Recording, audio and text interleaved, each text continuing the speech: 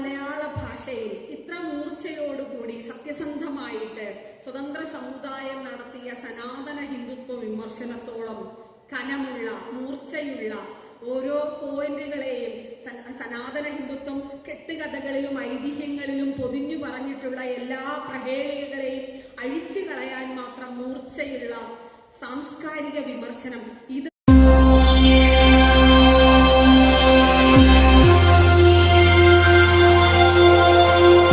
ഗാന്ധിയെക്കുറിച്ച് അദ്ദേഹം പറയുന്ന വളരെ ലളിതമായ എന്നാൽ ഗാന്ധി എന്ന സനാതന ധർമ്മ പരിപാലകന്റെ മുഖം വെളിപ്പെടുത്തി തരുന്ന ഒരു വാചകമുണ്ട്. അത് ഞാൻ ഉദ്ധരിക്കാം. ഇങ്ങനെയാണ്: ഗാന്ധി അറിഞ്ഞോ അറിയാതെയോ പാടി നടക്കുന്നത് മതമാഹാത്മ്യമാണ്. അന്ധവിശ്വാസികളായ ബഹുലക്ഷം ജനങ്ങളെയും തീയിൽ ചാടിച്ചു കൊള്ളിക്കുകയാണ്. എന്നിട്ട് മതങ്ങൾ തമ്മിൽ കലാപങ്ങളോ കൊലകളോ ഉണ്ടാകുമ്പോൾ ഗാന്ധി കുറേ ദിവസം അങ്ങ് പട്ടിണി കിടക്കും. എന്തു കാര്യം? ഒട്ടേറെ സവിശേഷതകളുള്ള ഒരു ദിവസം. അതാണ് ഇന്നിവിടെ സംഭവിച്ചുകൊണ്ടിരിക്കുന്നത്. ഇന്ന് ഒക്ടോബർ 2 ഒക്ടോബർ 2 ഇവിടെ ഇന്ന് ഉള്ള ഏറ്റവും വലിയ പ്രാധാന്യം എന്ന് പറയുന്നത് 2018 ഒക്ടോബർ 2 നമ്മെ വിട്ടുപിരിഞ്ഞ ടി.എൻ. ജോയായി ജീവിച്ച് നജ്മൽ ബാബുവായി മരണപ്പെട്ട അദ്ദേഹത്തെക്കുറിച്ച് സി വി ശ്രീരാമൻ എടുത്ത ഒരു അതിമനോഹരമായ ഒരു ഡോക്യുമെൻ്ററി ഫിലിമുണ്ട്. ആ ഡോക്യുമെൻ്ററി ഫിലിമിൻ്റെ പേര് the man who tried to beautify the world എന്നായിരുന്നു. ലോകത്തെ സൗന്ദര്യപ്പെടുത്താൻ ശ്രമിച്ച ഒരു മനുഷ്യൻ എന്നാണ് ടി.എൻ. ജോയിനെ വിശേഷിപ്പിച്ചുകൊണ്ട്. എനിക്ക് തോന്നുന്നു അദ്ദേഹത്തെ ഒരൊറ്റ വാചകത്തിൽ ഇതിലുമേറെ ഹൃദ്യമായി എങ്ങനെ അടയാളപ്പെടുത്തണമെന്ന് നമുക്ക് മറ്റൊന്നും കൊണ്ടും പറയേണ്ടതില്ല. ലോകത്തെ സൗന്ദര്യപ്പെടുത്താൻ ശ്രമിച്ച, സൗന്ദര്യമുള്ള ഒരു ലോകം തൻ്റെ ചിന്തകളിലൂടെ, പ്രവർത്തികളിലൂടെ, എഴുത്തിലൂടെ, താൻ പ്രചരിപ്പിച്ച ആശയ സംഹിതകളിലൂടെ സാധ്യമാക്കാൻ ശ്രമിച്ച ടി.എൻ. ജോയുടെ ഓർമ്മ ദിനത്തിൽ ലോകത്തെ സൗന്ദര്യപ്പെടുത്താൻ, സമത്വമാണ് ഏറ്റവും വലിയ സൗന്ദര്യമെങ്കിൽ അത്തരത്തിൽ ലോകത്തെ സൗന്ദര്യപ്പെടുത്താൻ ശ്രമിച്ച ഒരു പുസ്തകം.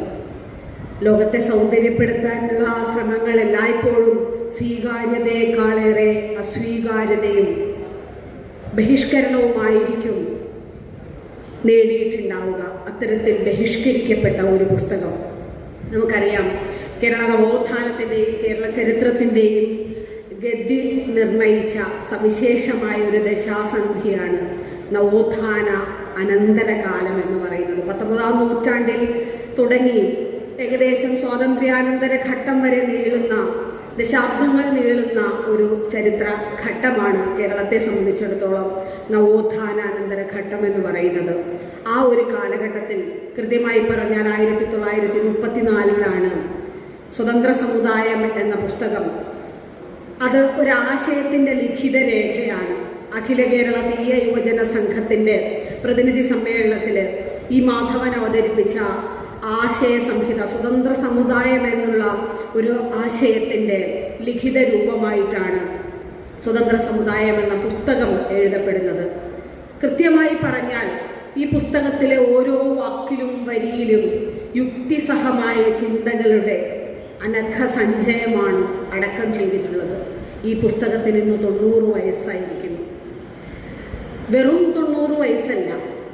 ഈ പുസ്തകം ജനിക്കുന്ന കാലത്ത് നമ്മുടെ കേരളമായി രൂപപ്പെട്ടിട്ടുണ്ടായിരുന്നില്ല. നമ്മുടെ ഇന്ത്യയായി രൂപപ്പെട്ടിട്ടുമുണ്ടായിരുന്നില്ല. പിന്നീട് ഈ ദേശം 1956 ഭൂമിശാസ്ത്രപരമായി ഒരു ദേശഭൂപടത്തിലേക്ക് ചേർക്കപ്പെടുന്നത് തിരുവിതാംകൂറും തിരുക്കൊച്ചിയും മലബാറുമായിട്ടാണ്. ഒരുപക്ഷെ ചരിത്രത്തിൽ ആദ്യമായി ദേശീയത എന്ന നിലയിൽ, ഒരു ഭൂമിശാസ്ത്ര ദേശം എന്ന നിലയിൽ രൂപപ്പെടുന്നതിന് മുമ്പേ ഈ 3 ദേശങ്ങളെ തമ്മിൽ ചേർത്ത ചരിത്ര സന്ധി എന്ന് പറയുന്നത് ഈ പുസ്തകത്തിൻ്റെ നിരോധനമാണ്.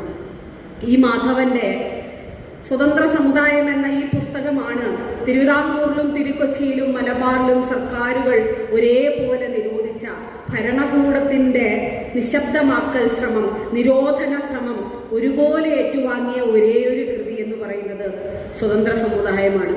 സ്വതന്ത്ര സമുദായത്തിൻ്റെ അച്ചടിയും പ്രചരണവും നിരോധിക്കുക എന്നുള്ളത് അത്തരത്തിൽ 3 ദേശങ്ങളെയും കൂട്ടിയിണക്കിയ ഒരു ചരിത്ര സന്ധി കൂടിയാണ് എന്ന് പറഞ്ഞുകൊണ്ട് വേണം നമുക്ക് ആ പുസ്തകത്തിലേക്ക് കടക്കാൻ. കേരളമാവുന്നതിന് മുമ്പ് ആദ്യമായി നിരോധിക്കപ്പെട്ട പുസ്തകം പക്ഷേ സ്വതന്ത്ര സമുദായമായിരുന്നില്ല. അത് ഗോപാലൻ കേരളവർമ്മൻ തിരുമുൽപ്പാട് എഴുതിയ കേരള അവകാശക്രമം എന്ന 1876 പുസ്തകമാണ്. ആ പുസ്തകം നിരോധിക്കപ്പെടുന്നതിൻ്റെ കാരണം ആ പുസ്തകത്തിൽ ജാതിയുടെ ഉൽപ്പത്തി ചരിത്രത്തെക്കുറിച്ച് നടത്തിയിട്ടുള്ള കേവല പരാമർശങ്ങളെ തുടർന്നാണ് ഈ കേരള അവകാശക്രമം നിരോധിക്കപ്പെടുന്നത്. അത് എഴുതിയ അദ്ദേഹത്തിൻ്റെ പേര് തന്നെ തിരുമുൽപ്പാട് സവർണ സമുദായത്തിൽപ്പെടുന്ന ഒരാളാണ്. അദ്ദേഹം എഴുതിയിട്ട് പോലും അത് ജാതിയെ പരാമർശിക്കുന്നതും നിലനിൽക്കുന്ന ജാതിക്രമങ്ങൾക്ക് എന്തോ കേടുപാടുകൾ വരുത്തിയേക്കുമെന്ന ഭയത്തെ തുടർന്നാണ് ഭരണകൂടങ്ങൾ അതിനെ നിശബ്ദമാക്കാൻ ശ്രമിക്കുന്നത്. അതിനുശേഷം 1876 ശേഷം 54 വർഷങ്ങൾക്ക് ശേഷമാണ് സ്വതന്ത്ര സമുദായം എന്ന ഈ മാധവന്റെ പുസ്തകം വരുന്നത്. ആ നിരോധനത്തിന് കാരണമായത് ജാതിയുടെ പരാമർശങ്ങൾ എന്നുള്ളതായിരുന്നില്ല, മറിച്ച് മതനിരാസം. ഞാൻ ആദ്യമേ ടി.എൻ. ജോയി എന്ന മഹാമനുഷ്യന്റെ കാര്യം പറഞ്ഞപ്പോൾ അദ്ദേഹം ഒരു ഹിന്ദു കുടുംബത്തിൽ ജനിച്ചു. ടി.എൻ. ജോയി എന്ന ക്രൈസ്തവ നാമധേയത്തിൽ ഒരു പക്ഷേ മതനിരപേക്ഷമായ മതനിരാസം എന്ന് പറയുന്നത് ജീവിതത്തിൽ പ്രാവർത്തികമാക്കിക്കൊണ്ടാണ് ക്രിസ്തു മതവിശ്വാസിയായ ഒരാളുടെ പേര് എന്ന് തോന്നിക്കുന്ന ഒരു പേരിൽ ജീവിക്കുകയും മുസ്ലിമായി മരിക്കുകയും ആ മുസ്ലിം മതം അവസാന ഘട്ടത്തിൽ സ്വീകരിക്കുന്നത് കൃത്യമായ രാഷ്ട്രീയ കാരണങ്ങളാലാണെന്ന് നമുക്കറിയാം. അത്തരത്തിൽ മതനിരപേക്ഷമായി ജീവിച്ച ഒരു മനുഷ്യൻ ഈ ഒരു പുസ്തകം, ഈ മാധവന്റെ പുസ്തകം, അദ്ദേഹത്തിൻ്റെ പുസ്തകത്തിൻ്റെ പ്രകാശനത്തിന് വിമർശനങ്ങൾക്കിടയാക്കിയ ഒരു കാര്യം, എന്തിന് നിങ്ങളിതിൽ ശ്രീനാരായണ ഗുരുവിൻ്റെ ചിത്രം ചേർത്തു എന്നുള്ളൊരു ചോദ്യം സമൂഹ മാധ്യമങ്ങളിലടക്കം ഈ പുസ്തകത്തിൻ്റെ ഈ ഒരു ചടങ്ങുമായി ബന്ധപ്പെട്ട വാർത്ത പങ്കുവയ്ക്കുന്ന ഇടങ്ങളിൽ ഉണ്ടാവുന്നു. ശ്രീനാരായണ ഗുരു ഒരു ജാതി, ഒരു മതം, ഒരു ദൈവം, മനുഷ്യന് എന്ന് പറയുമ്പോൾ ഒരർത്ഥത്തിൽ അദ്ദേഹം മുന്നോട്ട് വെച്ച ആ ജാതി, മത, ദൈവ സങ്കല്പങ്ങളെ ബഹിഷ്കരിക്കുന്ന ഒരു പുസ്തകത്തിന് എന്തിന് നിങ്ങൾ ഗുരുവിൻ്റെ ചിത്രം അതിനോടൊപ്പം ചേർക്കുന്നു? അങ്ങനെയാണെങ്കിൽ നിങ്ങൾ ചേർക്കേണ്ടിയിരുന്നത് അയ്യപ്പൻ്റെ, സഹോദരനയ്യപ്പൻ്റെ ചിത്രമല്ലേ? ആ സഹോദരനയ്യപ്പനല്ലേ ജാതി വേണ്ട, മതം വേണ്ട, ദൈവം വേണ്ട, മനുഷ്യനെന്ന് പറഞ്ഞത്? ഈ മാധവന്റെ പുസ്തകത്തിൽ അയ്യപ്പൻ്റെ തത്വശാസ്ത്രമാണ് യഥാർത്ഥത്തിൽ സ്വീകാര്യമായിരിക്കുന്നത്. അത് ശരിയുമാണ്. കാര്യം സഹോദര പ്രസ്ഥാനത്തിൻ്റെ ഒരു ഉപപ്രസ്ഥാനമായിട്ട് തന്നെയാണ് യഥാർത്ഥത്തിൽ സ്വതന്ത്ര സമുദായവാദം അവതരിപ്പിക്കപ്പെടുന്നത്.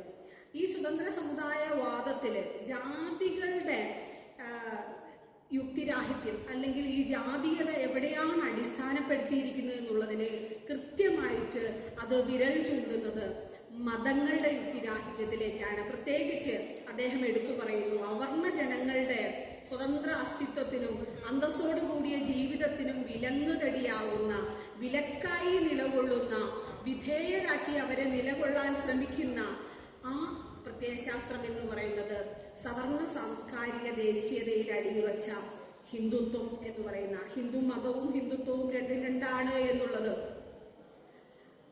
നമുക്കറിയാവുന്ന കാര്യമാണ്.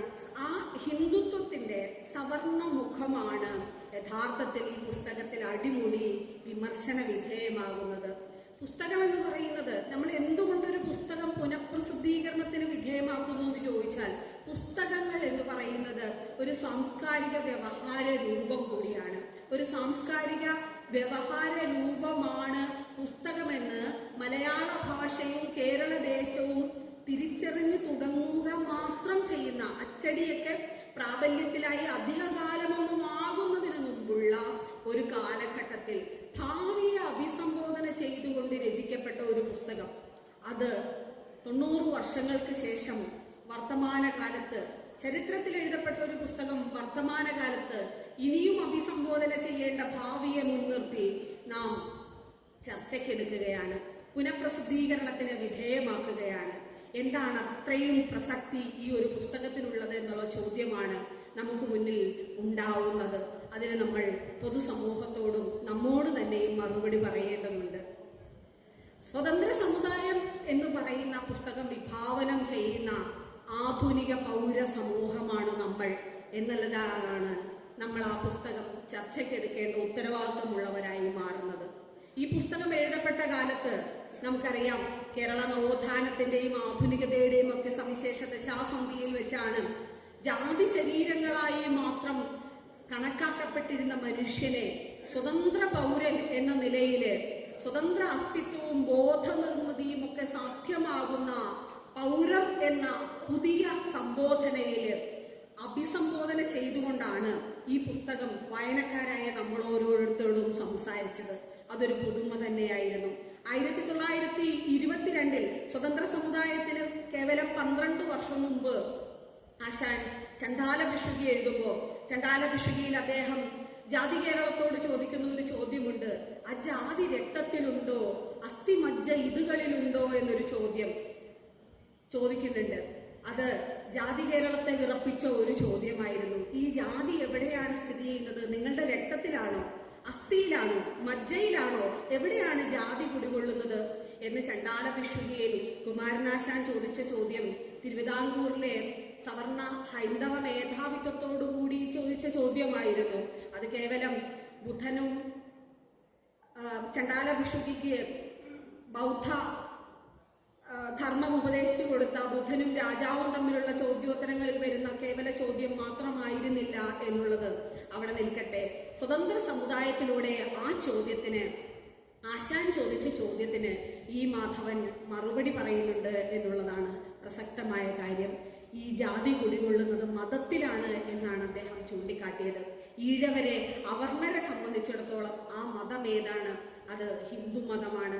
ജനനത്തെ ആസ്പദമാക്കി മനുഷ്യനെ ഉന്നതനെന്നും അധമനെന്നും മധ്യമനെന്നും ഒക്കെ വേർതിരിച്ച് ചിട്ടപ്പെടുത്തിയ ഗ്രേഡഡ് ഇനീക്വാലിറ്റി എന്ന് ഡോക്ടർ അംബേദ്കർ സംബോധന ചെയ്യുന്ന ഹൈറാർക്കിയലായിട്ട് മനുഷ്യനെ സനാതന ഹിന്ദുത്വം എന്നുള്ള അവരുടെ പ്രത്യയശാസ്ത്രത്തെ അടിസ്ഥാനപ്പെടുത്തിയിട്ട് ജാതീയതയുടെയും സകല വിവേചനങ്ങളുടെയും ആധാരമായി സൃഷ്ടിക്കപ്പെട്ട ആ ജാതി ഹിന്ദുത്വത്തെയാണ് ഈ മാധവൻ അതിനുള്ള ഉത്തരമായിട്ട് മുന്നോട്ട് വെക്കുന്നത്. അദ്ദേഹം കൃത്യമായി പറയുന്നുണ്ട്, നിങ്ങൾക്ക് ആരോടാണ് പടപൊരുതേണ്ടി വരുന്നത്? ഈ മണ്ണിൽ കൂടി സ്വതന്ത്രമായി നടക്കാനും കുളത്തിലിറങ്ങി കുളിക്കാനും സ്കൂളിൽ കയറി പഠിക്കാനും നീതി തേടി കോടതികളിൽ പോയിട്ട് നീതി വാങ്ങാനും നിങ്ങൾക്ക് തടസ്സമായി നിൽക്കുന്നത് ആരാണ്? അത് ഇതര സമുദായങ്ങളല്ല, മറിച്ച് നിങ്ങൾക്ക് നിങ്ങളുടെ പൂർവികർക്ക് അതിനോടെല്ലാം എതിരിടേണ്ടി വന്നത് ഹിന്ദുത്വ അടിമത്തത്തോടാണ്. ഹിന്ദുത്വം മുന്നോട്ട് വയ്ക്കുന്ന അടിമത്തത്തോടാണ് നിങ്ങൾ പരാജിതരായി പിൻവാങ്ങേണ്ടി വന്നത്. അതിനെല്ലാം നിങ്ങൾക്ക് പോരാടേണ്ടി വന്നത് ഹിന്ദുത്വത്തോട് തന്നെയാണ് പോരാടേണ്ടി വന്നത്. ഇതേ ആശയമാണ് മുൻപ് ഡോക്ടർ ടി.എസ്. ശ്യാംകുമാർ സൂചിപ്പിച്ചു.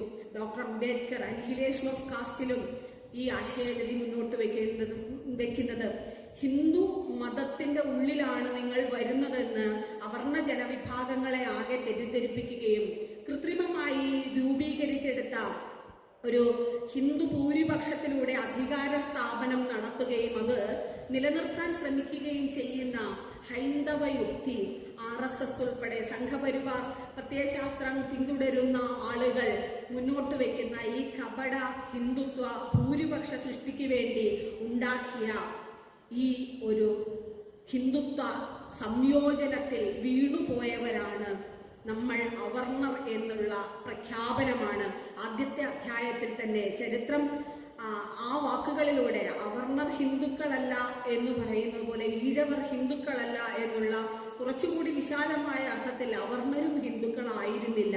അവർണരെ ഒരു കാലത്തും വർണ്ണവ്യവസ്ഥയുടെ ഭാഗമായി ഉൾപ്പെടുത്തിയിരുന്നില്ല എന്നുള്ളത് നമുക്കറിയാം. ചാതുർവർണ്ണ സിദ്ധാന്തത്തിന്റെ വ്യവസ്ഥാപിതമായിട്ടുള്ള ഘടനയ്ക്കുള്ളിൽ 4 ജാതികൾ മാത്രമേ വരുന്നുള്ളൂ എന്നുള്ളത് എനിക്ക് മുന്നേ സംസാരിച്ച ശ്യാംകുമാർ സാർ അത് വളരെ വ്യക്തമായി പറഞ്ഞിട്ടുണ്ട്. 1955 ഈ പുസ്തകത്തിന്റെ രചനയ്ക്ക് 20 വർഷത്തിന് ശേഷം റിഡിൽസ് ഇൻ ഹിന്ദുയിസം എന്ന് പറയുന്ന ഹിന്ദുമതത്തിലെ പ്രഹേളികകൾ ഡോക്ടർ അംബേദ്കർ എഴുതുമ്പോഴേക്കും അതിന്റെ മലയാളം പതിപ്പുകൾ വളരെ വേഗത്തിൽ വിറ്റഴിക്കപ്പെട്ട ഒരു നാടാണ് കേരളം.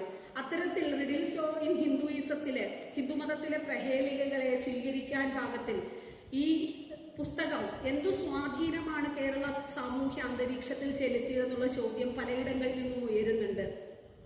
പ്രത്യക്ഷത്തിൽ മത ബഹിഷ്കരണത്തിലേക്ക്, അല്ലെങ്കിൽ ഡോക്ടർ അംബേദ്കർ ലക്ഷക്കണക്കിന് അനുയായികളോടൊപ്പം ബുദ്ധമതം സ്വീകരിച്ചതുപോലെയോ ഹൈന്ദവ മതത്തെ ബഹിഷ്കരിച്ചതുപോലെയോ ഒരു കൂട്ടായ മതബഹിഷ്കരണ യത്നത്തിനൊന്നും ഈ പുസ്തകം വഴിതെളിച്ചിട്ടില്ലായിരിക്കാം. പക്ഷേ ബോധ പിറവി എന്ന് പറയുന്ന ഇടത്ത് ഒട്ടനേകം മനുഷ്യരുടെ ചിന്തകളെ പുതുക്കി പണിയുന്നതിൽ ഈ പുസ്തകം വിപ്ലവാത്മകമായ സ്വാധീനം ചെലുത്തിയിട്ടുണ്ടെന്ന് പിന്നീട് അവരുടെ അനുഭവക്കുറിപ്പുകളിൽ പല രാഷ്ട്രീയ നേതാക്കൾ, സാമൂഹ്യ നേതാക്കൾ ഒക്കെ അവരുടെ ഓർമ്മക്കുറിപ്പുകളിലും ആത്മകഥകളിലും ഒക്കെ രേഖപ്പെടുത്തിയിട്ടുണ്ട്.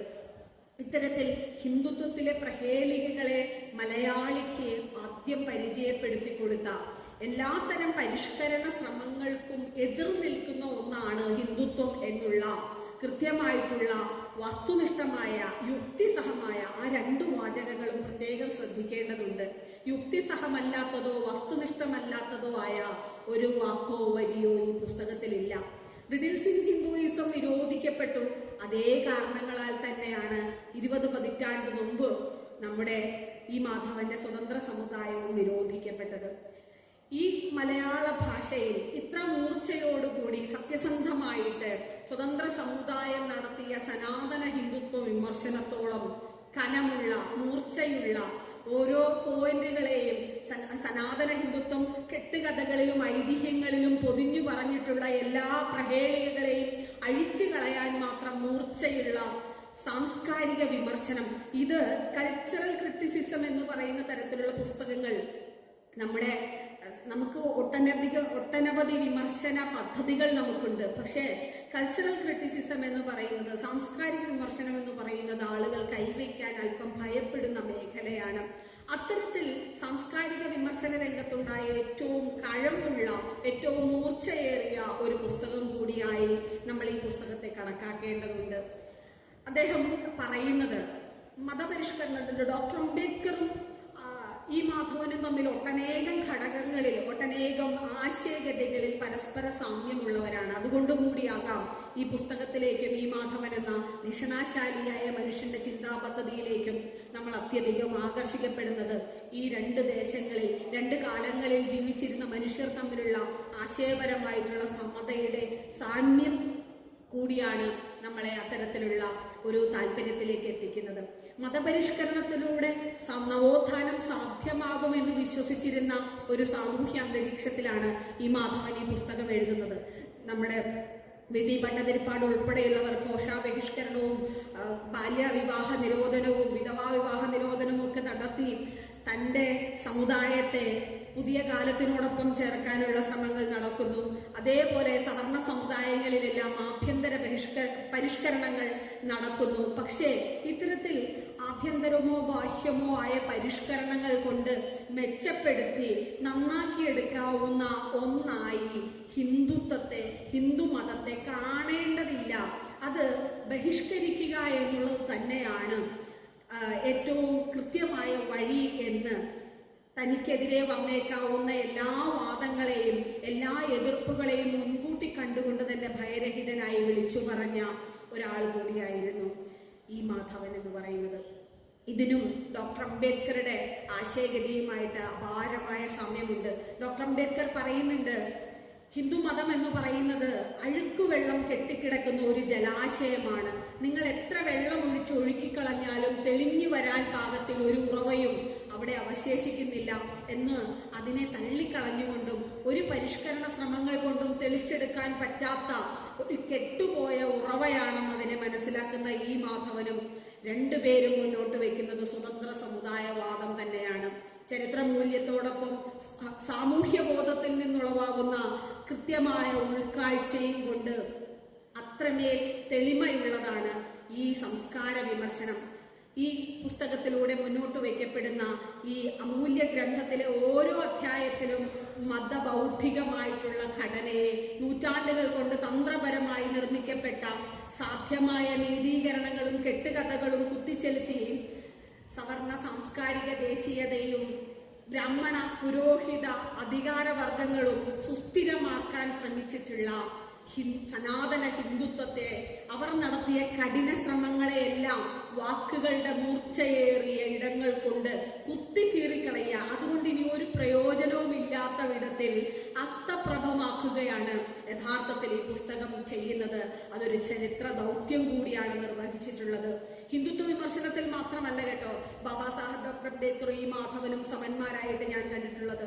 അതിൽ ഗാന്ധി വിമർശനത്തിന് വലിയ പങ്കുണ്ട്, ബുദ്ധമത പ്രതിപത്തിയിൽ വലിയ പങ്കുണ്ട്, ബ്രാഹ്മണാധികാര വ്യവസ്ഥയോട് പുലർത്തിയിരുന്ന എതിർപ്പ്, അതുപോലെ വൈജ്ഞാനികതയെ വിമോചനായുധമായി കാണണമെന്ന് വാദിച്ചവരാണ് ഈ മാധവനും ബാബാ സാഹേബ് ഡോക്ടർ അംബേദ്കറും. ഇങ്ങനെ അംബേദ്കർ പ്രത്യയശാസ്ത്രവും ഈ മാധവന്റെ സ്വതന്ത്ര സമുദായ പ്രത്യയശാസ്ത്രവും പരസ്പരം ചേർന്ന് നിൽക്കുന്ന അനേകം ഘടകങ്ങളുണ്ട്.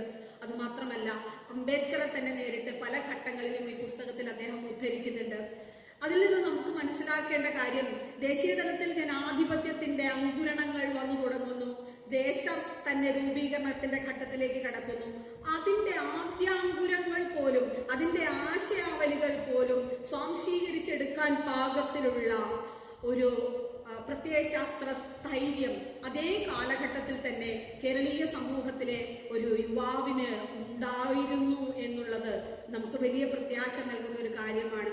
ആ ഒരു പ്രത്യയശാസ്ത്ര സ്ഥൈര്യത്തിലേക്ക് കേരളത്തിലെ ആധുനിക യുവത ഉണർത്തെണീക്കേണ്ടതുണ്ട് എന്നുകൂടിയാണ് 90 വർഷങ്ങൾക്കിപ്പോഴും ചർച്ചയ്ക്കെടുക്കേണ്ടുന്ന ഒരു പുസ്തകം എന്ന നിലയിൽ ഈ പുസ്തകം നമ്മളെ ഓർമ്മിപ്പിക്കുന്നത്.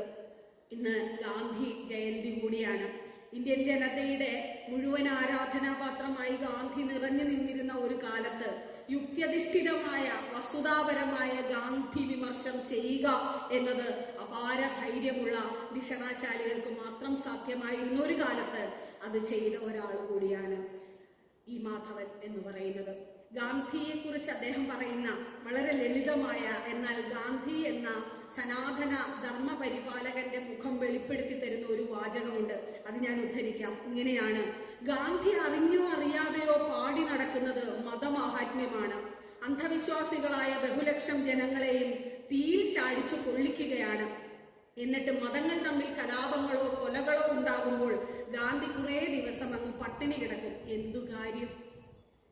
ഈ ചോദ്യം അദ്ദേഹം ചോദിക്കുമ്പോൾ തന്നെയാണ് ഹരിജൻ എന്ന് സംബോധന ചെയ്ത് ഗാന്ധിയുടെ ഹിന്ദുത്വ ബുദ്ധി കൊണ്ട് ലക്ഷക്കണക്കിനായ ദളിതരെ മുഴുവനും അധകൃത ഉദ്ധാരണം, ഈ അധ്യായത്തിൽ, ഈ പുസ്തകത്തില് അധകൃതോദ്ധാരണം എന്ന് പറയുന്ന അധ്യായത്തില് ബാബാ സാഹേബ് ഡോക്ടർ അംബേദ്കർ എന്തുകൊണ്ട് ലക്ഷക്കണക്കിനായ തന്റെ അനുയായികളെയും കൊണ്ട് 1956 ഒക്ടോബർ 14 നാഗ്പൂരിൽ വെച്ച് ബുദ്ധമതം സ്വീകരിക്കാൻ അദ്ദേഹം തയ്യാറായതിന് പിന്നിലും പ്രചോദനമായ ഘടകം എന്ന് പറയുന്നത് പൂന ഉടമ്പടിയിലൂടെ ഗാന്ധി ചെയ്ത ചതിയും സെപ്പറേറ്റ് ഇലക്ട്രേറ്റിനോട് അദ്ദേഹം എടുത്ത വിരുദ്ധ നിലപാടുകളും തന്നെയായിരുന്നു എന്നും ദലിതർക്കിടയിൽ ഉയർന്നു വന്ന സ്വതന്ത്ര രാഷ്ട്രീയ അവബോധത്തെ മുളയിലേ നുള്ളാൻ തന്നെയാണ് ഗാന്ധി ഹരിജന വിമോചക വേഷം ധരിച്ചതെന്ന്, ഗാന്ധി വർണ്ണാശ്രമധർമ്മ വിശ്വാസിയായ ജാതി ഹിന്ദു മാത്രമായിരുന്നുവെന്ന് സുവ്യക്തമായി അടയാളപ്പെടുത്തിയ ഡോക്ടർ അംബേദ്കർക്ക് തുല്യമായി തന്നെയാണ് ഇത്ര മൂർച്ചയുള്ള വാക്കുകളിൽ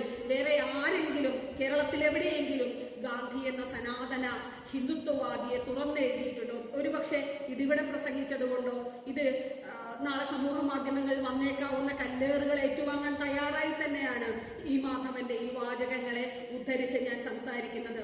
അധകൃതരെ ഗാന്ധിയും കോൺഗ്രസുകാരും കൂടി ഇപ്പോൾ ഹരിജനങ്ങളാക്കി ഹിന്ദുമത വലയിൽ കൊടുക്കാനുള്ള ശ്രമമാണ് നടത്തുന്നതെന്ന് കേരളത്തോട് ആദ്യം വിളിച്ചു പറഞ്ഞ ധൈര്യശാലിയായ ഈ മാധവനെ മറന്നുകൊണ്ട് ഈ ഗാന്ധി ജയന്തി ദിനത്തിൽ നമുക്ക് സംസാരിക്കാനാവുകയില്ല എന്നുള്ളത് കൊണ്ടാണ് അതുകൂടി ഉൾപ്പെടുത്തിക്കൊണ്ട് അതും ഡോക്ടർ അംബേദ്കറുടെ ആശയധാരയുമായുള്ള സാമ്യത വെളിപ്പെടുത്തിക്കൊണ്ട് തന്നെ നമ്മൾ ഈ ദിനം കടന്നു പോകേണ്ടതുണ്ട്. അതൊരു ചരിത്രത്തിന്റെ കാവ്യനീതി കൂടിയാണ് എന്ന് നമ്മൾ ഓർമ്മിക്കേണ്ടതുണ്ട്. ഒക്ടോബർ 2 എന്ന് പറയുന്ന ദിവസത്തിന് അങ്ങനെ കൂടി ഒരു പ്രാധാന്യം ഇരിക്കട്ടെ. എത്ര നൂറ്റാണ്ടുകൾ കഴിഞ്ഞാലും അനീതികൾ ചോദ്യം ചെയ്യപ്പെടുക തന്നെ ചെയ്യുമെന്നുള്ള ഓർമ്മപ്പെടുത്തൽ കൂടിയാണിത്. മറ്റൊന്ന്, മതപരിവർത്തനം സംബന്ധിച്ച് അദ്ദേഹം മുന്നോട്ട് വയ്ക്കുന്ന, ഈ മാധവൻ മുന്നോട്ട് വയ്ക്കുന്ന വിഷയങ്ങൾ ഇക്കാലത്ത് ഏറ്റവും പ്രസക്തിയുള്ള ഒരു വിഷയമാണ്. ഉത്തർപ്രദേശിലും ഛത്തീസ്ഗഡിലും ജാർഖണ്ഡിലും ഒഡീഷയിലും മധ്യപ്രദേശിലും ഗുജറാത്തിലും ഹരിയാനയിലും അടക്കം 9 ഇന്ത്യൻ സംസ്ഥാനങ്ങളിൽ മതപരിവർത്തന നിരോധന നിയമം ഇതിനോടകം പ്രാബല്യത്തിൽ വന്നു കഴിഞ്ഞിട്ടുണ്ട്. ഈ മതപരിവർത്തന നിയമത്തില്, നിരോധന നിയമത്തില് മതപരിവർത്തന വിധേയനായ ആളുകളുടെ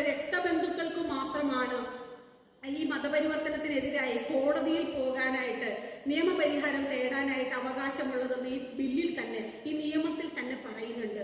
പക്ഷേ ഈ സംസ്ഥാനങ്ങളിലൊക്കെ നിരന്തരം ഈ മതപരിവർത്തന വിഷയം കോടതികളിലേക്ക് എത്തുമ്പോൾ അവിടെയെല്ലാം പരാതിക്കാരായി വരുന്നത് സവർണ ഹിന്ദു മത സംഘടനകളാണ്. അപ്പോൾ നമുക്ക് മനസ്സിലാകും, ഈ മാധവൻ ഇതേ കാര്യം 90 വർഷങ്ങൾക്ക് മുമ്പ് എഴുതിയ പുസ്തകത്തിൽ പറഞ്ഞിട്ടുണ്ട്. ഇവിടെ ഏതെങ്കിലും ഒരു അവർണൻ അല്ലെങ്കിൽ ഏതെങ്കിലും ഒരു ഈഴവ സമുദായത്തിൽപ്പെട്ടതോ അവർണ സമുദായത്തിൽപ്പെട്ടതോ ആയ ആളുകൾ അവരുടെ വിമോചനാർത്ഥം മതപരിവർത്തനം നടത്തി കഴിഞ്ഞാൽ ഇവിടെ മുഴുവൻ പ്രശ്നമുണ്ടാക്കുന്നത് സനാതന ഹിന്ദു മതസ്ഥരായിട്ടുള്ള ആളുകളാണ്. 90 വർഷം മുമ്പും ഇപ്പോഴും ഈ സാഹചര്യങ്ങൾ തമ്മിൽ ഒരു മാറ്റവുമില്ല. അതുതന്നെയാണ് ഹിന്ദുത്വ ഭൂരിപക്ഷ നിർമ്മിതിയുടെ ഭാഗമായി RSS കർവാപ്പസിയിലൂടെയും ശുദ്ധിപ്രസ്ഥാനത്തിലൂടെയും ഒക്കെ ഈ മതപരിവർത്തന നിരോധന നിയമത്തിന്റെയും കൂടെ പിൻബലത്തിൽ ഇപ്പോൾ പ്രവർത്തിപ്പിച്ചുകൊണ്ടിരിക്കുന്ന സവർണ സാംസ്കാരിക ദേശീയതയുടെ സംഘപരിവാർ പ്രത്യയശാസ്ത്രത്തെ അതിന്റെ തുടക്കകാലത്ത് അതുണ്ടായ കാലത്തെ എതിർത്ത് കൃത്യമായി അതിന്റെ പൊള്ളത്തരങ്ങളെ ഹിന്ദു ഭൂരിപക്ഷ നിർമ്മിതിയുടെ ആയുധമാണ് ഈ മതപരിവർത്തന വിരുദ്ധരായിട്ടുള്ള സവർണ സാംസ്കാരിക ദേശീയതയുടെ വക്താക്കളുടെ വാദം എന്നുള്ള തുറന്നു പറച്ചിൽ അന്നേ നടത്തിയ മനുഷ്യനെ ഈ RSS എന്ന് പറയുന്ന സവർണ പ്രത്യയശാസ്ത്രത്തിന്റെ 100ാം വാർഷികത്തിലെങ്കിലും നമ്മൾ തിരിച്ചറിയുക എന്നുള്ളതും ഒരു ചരിത്ര ദൗത്യമാണ്. ഇനി ആത്മീയ ഭാരതം എന്ന അനേകം അധ്യായങ്ങൾ, 35ഓളം അധ്യായങ്ങൾ ബാബാ സാഹേബ് റിഡിൽസ് ഇൻ ഹിന്ദുയിസത്തിൽ എങ്ങനെയാണോ ആ അധ്യായങ്ങളെ ക്രമപ്പെടുത്തിയിട്ടുള്ളത് അതുപോലെ ഹിന്ദുമതത്തിലെ പ്രഹേളികളെ ഒന്നൊന്നായി അഴിച്ചു കളയുന്ന അനേകം അധ്യായങ്ങളുണ്ടെങ്കിലും ഇതിൽ ഏറ്റവും പ്രസക്തമായി എനിക്ക് തോന്നിയത് ആത്മീയ ഭാരതം എന്നുള്ള അധ്യായമാണ്. ഭാരതമായിട്ടില്ലാത്ത ഒരു കാലത്ത് വരാനിരിക്കുന്ന ഭാവി ഭാരതത്തെ അത് എങ്ങനെയായിരിക്കും ഹിന്ദുത്വരുടെ കയ്യിലേക്ക് കിട്ടിയാൽ അതെങ്ങനെ ആയിത്തീരുമെന്ന് മുൻകൂട്ടി കണ്ടുകൊണ്ട് എഴുതിയ ഒരു അധ്യായമായിട്ടാണ് ആ അധ്യായത്തിലൂടെ കടന്നുപോയപ്പോൾ എനിക്ക് മനസ്സിലായത്. ഇന്ന് പൂജ എടുക്കുന്ന അക്ഷരം എഴുതുന്ന വിജയദശമി ദിവസം കൂടിയാണ്. അദ്ദേഹം ആ അധ്യായത്തിൽ പറയുന്നുണ്ട്, ആത്മീയ ഭാരതം എന്ന അധ്യായത്തിൽ പറയുന്നുണ്ട്, നിങ്ങൾക്ക് ലക്ഷ്മിയും സരസ്വതിയും മൃത്യുഞ്ജയ പൂജയും ആരാധനയും ഒക്കെ മുടങ്ങാതെ നടക്കുന്ന ഒരു നാടുണ്ട്. നിങ്ങൾ അറിയാതെ നടന്നു പോകുന്ന വഴി അറിയാതെയെങ്കിലും നിങ്ങൾ ഒരു പേപ്പറിൽ ഒരു പുസ്തകത്തിൽ അക്ഷരം അച്ചടിച്ച ഒരിടത്ത് ചവിട്ടിക്കഴിഞ്ഞാൽ തൊട്ട് നിറകിൽ വെക്കുന്ന അത്ര വലിയ സരസ്വതി പ്രേമികളാണ് നിങ്ങളെല്ലാവരും. പക്ഷേ നിങ്ങളുടെ രാജ്യം ഇന്ന് ലോകത്ത് വിദ്യാഭ്യാസത്തിന്റെ നിലവാരത്തിൽ എവിടെയാണ് നിൽക്കുന്നതെന്ന് ആലോചിച്ച് നോക്കൂ. എന്നിട്ട് നിങ്ങൾ ഈ പറയുന്ന നിങ്ങളുടെ വിദ്യാഭ്യാസത്തോടുള്ള അല്ലെങ്കിൽ ഈ വിദ്യാഭ്യാസത്തിന്റെ അടിസ്ഥാന ദേവതകളോടുള്ള നിങ്ങളുടെ ആരാധനയെക്കുറിച്ച് പിന്നെ അതിനുശേഷം സംസാരിക്കുന്ന 90 വർഷത്തിന് മുമ്പ് പറയുന്ന ഈ മാധവന്റെ ആ കണക്കിനെ നമ്മൾ ഇന്ന് എടുത്തു നോക്കിയാൽ നമ്മൾ ഈ പറയുന്ന ഇന്ത്യ ഇന്ന് എവിടെയാണ് ഗ്ലോബൽ എഡ്യൂക്കേഷൻ റാങ്കിങ്ങിൽ നിൽക്കുന്നതെന്ന് ചോദിച്ചാൽ 101ാമത്തെ പദവിയിലാണ്. 2025 ഒക്ടോബറിലല്ല ഏപ്രിൽ പുറത്തുവിട്ട കണക്കുകളിൽ പറയുന്നത് ലോക വിദ്യാഭ്യാസ റാങ്കിങ്ങിൽ 101ാം സ്ഥാനത്ത് മാത്രമാണ് ഈ പേപ്പർ ഒരു അക്ഷരത്തിൽ അറിയാതെ ചവിട്ടിയാൽ പോലും തൊട്ടു നെറുകിൽ വെക്കുന്ന ഇന്ത്യയുടെ ആ റാങ്കിങ്ങിലെ സ്ഥാനം എന്ന് പറയുന്നത്. അപ്പോൾ അക്കാലത്തെ ഇന്ത്യയേക്കാൾ ഇന്നത്തെ ഇന്ത്യയെ അടയാളപ്പെടുത്തുന്ന ഒരു പുസ്തകം എന്നും കൂടി വേണം നമ്മൾ ഈ ഒരു ചരിത്ര പുസ്തകത്തെ വിലയിരുത്താൻ. പരബ്രഹ്മം തൊട്ട് പരൽമീൻ വരെ സകലതിനെയും ദൈവമായി കാണുന്ന ആത്മീയതയോടുള്ള അതിരറ്റ അഭിനിവേശം തന്നെയാണ് ആ ദേശത്തിൻ്റെ തകർച്ചയുടെ ഭൗതികമായ പിന്നോട്ടുപോക്കിന്റെ കാരണമെന്ന് ഇതിൻ്റെ എല്ലാം കാരണങ്ങളെ അടിവരയിട്ട് അടയാളപ്പെടുത്തുകകൂടി ചെയ്തുകൊണ്ടാണ് അദ്ദേഹം ഈ പുസ്തകത്തിൽ അതെല്ലാം വളരെ കൃത്യമായി എഴുതി വെച്ചിട്ടുള്ളത്. നിങ്ങൾ ഈ പുസ്തകം വായിക്കുക എന്ന് പറയുന്നത് യുക്തിയധിഷ്ഠിതമായിട്ടുള്ള ബോധനിർമ്മിതി നിങ്ങൾക്ക് വേണമെന്ന് നിങ്ങൾ ആഗ്രഹിക്കുന്നുണ്ടെങ്കിൽ ഈ പുസ്തകം വായിച്ചിരിക്കുക എന്നുള്ളതാണ് നമുക്ക് നമ്മളോട് ചെയ്യാൻ പറ്റുന്ന കാര്യം എന്ന് പറയുന്നത്. കേരളീയ ജ്ഞാന മണ്ഡലത്തിൽ മാത്രം നിന്നുകൊണ്ടല്ല അദ്ദേഹം ഈ പുസ്തകത്തിന്റെ രചന നിർവഹിച്ചിട്ടുള്ളത്. സ്വതന്ത്ര സമുദായത്തിലെ വസ്തുതാ വിശകലനങ്ങൾ ഓരോന്നും അന്താരാഷ്ട്ര നിലവാരത്തിലുള്ള പുസ്തകങ്ങളിൽ നിന്നടക്കമുള്ള അല്ലെങ്കിൽ ദേശാതിർത്തികൾ ഭേദിച്ചു പോയി വൈജ്ഞാനികമായിട്ടുള്ള വ്യത്യസ്തതകളെ തൻ്റെ പുസ്തകത്തിലേക്ക് കൊണ്ടുവന്ന് അതിനെ കൂടി നമുക്ക് പരിചയപ്പെടുത്തുന്ന തരത്തിൽ, ഉദാഹരണത്തിന് ദേശപുരോഗതിയെയും നാസ്തികതയും മതരാഹിത്യവുമായിട്ടുള്ള ബന്ധത്തെ കുറിച്ച് എഴുതുന്ന ഒരു അധ്യായത്തിൽ അദ്ദേഹം മേയോയുടെ മദർ ഇന്ത്യ എന്ന പുസ്തകത്തെയും അതുപോലെ മദർ ഇന്ത്യക്ക് മറുപടിയായി എഴുതപ്പെട്ട അങ്കിൾ ഷാമിനെയും ഒരുപോലെ ഉദ്ധരിച്ചുകൊണ്ട് ആ പുസ്തകത്തിൽ എഴുതുന്നുണ്ട്. ഇതുപോലെ ഒട്ടനവധി ഉദാഹരണങ്ങൾ നിങ്ങൾക്ക് ഈ പുസ്തകത്തിൽ കാണാൻ പറ്റും. ഒരു പരിമിതമായ ദേശത്തിൻ്റെയോ വൈജ്ഞാനികതയുടെയോ പരിമിതികളിൽ നിന്നുകൊണ്ടായിരുന്നില്ല, ആ പരിമിതികളെ അതിലംഘിച്ചു പോകുന്ന വിജ്ഞാന തൃഷ്ണ കൊണ്ടും ജ്ഞാനതൽപരത കൊണ്ടും കൂടിയാണ് ഈ പുസ്തകം വ്യത്യസ്തമായി വായിക്കേണ്ടതായി 90 വർഷങ്ങൾക്ക് ഇപ്പുറവും നിലകൊള്ളുന്നത്. സ്വതന്ത്ര ചിന്തയുടെ കാര്യത്തിൽ, സ്വപ്രത്യയ സ്ഥൈര്യത്തിന്റെ കാര്യത്തിൽ നമ്മുടെ യുവത, അവർണ ജനത അഗണ്യ പരകോടിയിലാക്കപ്പെട്ടതിന്റെ അനേകം ഉദാഹരണങ്ങൾ നമ്മുടെ കൺമുന്നിൽ ഇപ്പോഴും തുടരുകയാണ്. അത് എണ്ണമിട്ട് അക്കമിട്ട് എനിക്ക് മുന്നേ സംസാരിച്ച ടി എസ് ശ്യാംകുമാർ സാർ അത് പറഞ്ഞു കഴിഞ്ഞിട്ടുണ്ട്. കൂടൽമാണിക്യം ക്ഷേത്രത്തിലെയും ചെട്ടിക്കുളങ്ങരയിലെയും ഒക്കെ ഈ പൂജാവിധികളുടെ മാത്രമല്ല, സകല ഇടങ്ങളിൽ നിന്നും ബഹിഷ്കരണത്തിനുള്ള എല്ലാ ആയുധങ്ങളും വളരെ കൃത്യമായി ഉപയോഗിക്കേണ്ട ഇടങ്ങളിൽ ഉപയോഗിച്ച് ആദ്യകാലങ്ങളിൽ ഉണ്ടാകുന്ന ബ്രാഹ്മണാധിഷ്ഠിതമായിട്ടുള്ള സാമൂഹ്യ ബഹിഷ്കരണത്തിന്റെ സിദ്ധാന്തത്തെ സനാതന ഹൈന്ദവതയുടെ അടിസ്ഥാനത്തിൽ പുനഃപ്രയോഗിക്കാനുള്ള സർവക്ഷമതയും നേടിക്കഴിഞ്ഞ ഒരു സാംസ്കാരിക അന്തരീക്ഷത്തിൽ ജീവിക്കുന്ന മനുഷ്യരെന്ന നിലയിൽ നമുക്ക് ആധാരമായിട്ടുള്ളത്, വിമോചനത്തിന്റെ ആയുധമായിട്ടുള്ളത് മതേതര മാനവികതാവാദം മാത്രമാണെന്നാണ് ആത്യന്തികമായി സ്വതന്ത്ര സമുദായം എന്ന പുസ്തകം മുന്നോട്ട് വയ്ക്കുന്ന ആശയം. മനുഷ്യർ അതിന്റെ മതത്തിന്റെ കെട്ടുചാപ്പാടുകളിൽ നിന്ന്, ചങ്ങലകളിൽ നിന്ന് സ്വയം വിമോചിതരായി സ്വതന്ത്രരാവണം എന്ന് തന്നെയാണ് ഈ പുസ്തകം മുന്നോട്ട് വയ്ക്കുന്ന ആശയഗതി എന്ന് പറയുന്നത്. ആ സ്വതന്ത്ര സമുദായം എന്ന് പറയുന്ന വിഭാവനയിൽ ആരെല്ലാം വരും, അതിൽ ഈഴവർ മാത്രമാണോ ഉൾപ്പെടുന്നത് എന്നുള്ള ചോദ്യത്തിനും അദ്ദേഹം കൃത്യമായ മറുപടി നൽകിയിട്ടുണ്ട്.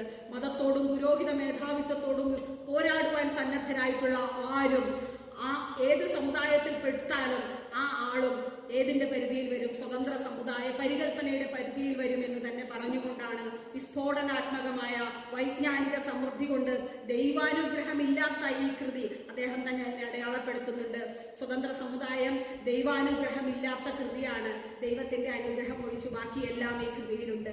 ആശയ സമൃദ്ധി കൊണ്ട് വൈജ്ഞാനികമായിട്ടുള്ള വിപ്ലവാത്മകമായ വിസ്ഫോടന ശേഷിയുള്ള ഈ പുസ്തകത്തിന് ഏറ്റവും യോജിച്ച ഒരു വിശേഷണ വാചകം അദ്ദേഹം പറയുന്നുണ്ട്. ദൈവം പറഞ്ഞു തരാത്തതും ദൈവാനുഗ്രഹം തീരെയില്ലാത്തതുമായ കൃതി എന്ന്. അതുതന്നെയാണ് ആ പുസ്തകത്തിന് എന്നത്തേക്കും കൊടുക്കാനുള്ള ടാഗ്ലൈൻ അല്ലെങ്കിൽ വിശേഷണ വാചകം എന്ന് പറയുന്നത്. തൻ്റെ അറിവിലും ബോധത്തിലുമുള്ള യുക്തിസഹമായ വിഷയങ്ങൾ ഭീതിയോ പ്രീതിയോ കൂടാതെ നിഷ്പക്ഷമായി രേഖപ്പെടുത്തുക എന്നുള്ളതാണ് ഏതൊരു പുസ്തകകാരനും ഏതൊരു ഗ്രന്ഥകാരനും ഏത് കാലത്തു നിന്നും ചെയ്യാവുന്ന ഏറ്റവും നീതിസഹമായിട്ടുള്ള എഴുത്ത് എന്ന് പറയുന്നത്. അത് ഈ പുസ്തകത്തിൽ സാധ്യമായിട്ടുണ്ട്. ഒരു ദൈവത്തിൻ്റെയും അനുഗ്രഹാശിസ്സുകളോടുകൂടിയല്ല. സ്വതന്ത്ര സമുദായം എന്താണോ വായനക്കാരനോട് ആഹ്വാനം ചെയ്യേണ്ടത്, അത് മതത്തെക്കുറിച്ചുള്ള വ്യഥാവ്യായാമങ്ങളിൽ നിങ്ങളുടെ സമയം കളയുക എന്നല്ല അദ്ദേഹം ആഹ്വാനം ചെയ്യുന്നത്. മറിച്ച് സ്വതന്ത്രമായി ചിന്തിക്കുക, ധൈര്യമായി പ്രവർത്തിക്കുക എന്ന് നിങ്ങളോട് ആഹ്വാനം ചെയ്യുന്ന ഒരു പുസ്തകം. ആ പുസ്തകം വായിക്കുക എന്ന് പറയുന്നത് സ്വതന്ത്ര ചിന്ത, ഭീതിരാഹിത്യം ഇവയെ ഒരു രാജ്യം അതിൻ്റെ പൗരന്മാർക്ക് കൊടുക്കേണ്ട ഏറ്റവും മികച്ച ജനാധിപത്യ മൂല്യങ്ങളായി സങ്കല്പനം ചെയ്തുകൊണ്ട് തന്നെയാണ് ഒരു പുസ്തകത്തിലൂടെ അത് സാധ്യമാക്കിയിരിക്കുന്നത്. മതേതരവും യുക്തിസഹവും സമത്വാധിഷ്ഠിതവുമായ ഒരു നവസമൂഹ നിർമ്മിതി സാധ്യമാക്കുക എന്ന ലക്ഷ്യത്തിൽ മുൻനിർത്തിയിട്ട് മുന്നോട്ട് പോകുന്ന നമ്മൾ ഓരോരുത്തർക്കും സ്വതന്ത്ര സമുദായം ഒരു വഴിവിളക്കാണ്, മാർഗദർശിയായിട്ടുള്ള ഒരു ദീപമാണ്.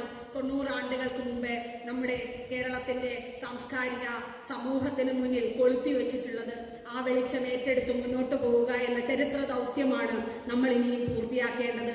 അത് ഓരോ മനുഷ്യരും, കേട്ടുകൊണ്ടിരുന്ന ഓരോ മനുഷ്യരിലും ആ വെളിച്ചം എത്തിക്കാനുള്ള ശ്രമമാണ് ഈ ഒരു ദിവസം നീണ്ട യത്നത്തിലൂടെ ഇവിടെ നടന്നുകൊണ്ടിരിക്കുന്നത്. അതിൻ്റെ ഭാഗമാകാൻ കഴിഞ്ഞതിൽ നിറഞ്ഞ കൃതജ്ഞതയും നന്ദിയും ഇതിൻ്റെ ഭാഗമാകാൻ എന്നെ ക്ഷണിച്ചതിലുള്ള സ്നേഹവും അറിയിച്ചുകൊണ്ട് നിർത്തുന്നു. നന്ദി.